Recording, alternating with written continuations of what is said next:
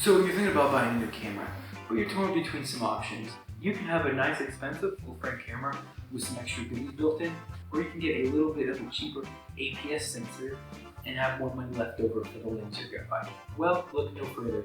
This video is going to explain the differences between an APS sensor and a full-frame sensor, and hopefully make that decision a little bit easier. So welcome, grab your popcorn, and enjoy.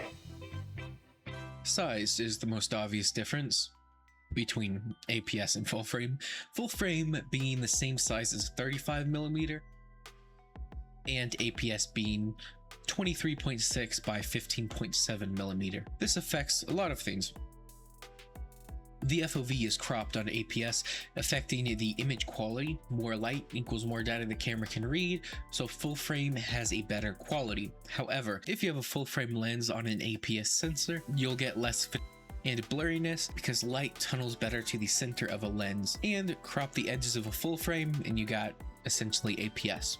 Think of how 4K scaling down to 1080p looks better than just shooting in 1080p. I also came across that full frame makes your depth of field more shallow.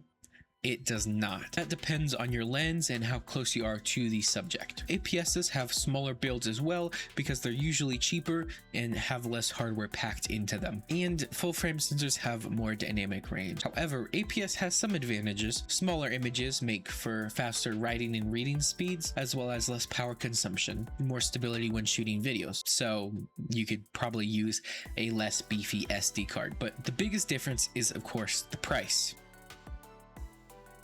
And that's where I end this off. Have a great night.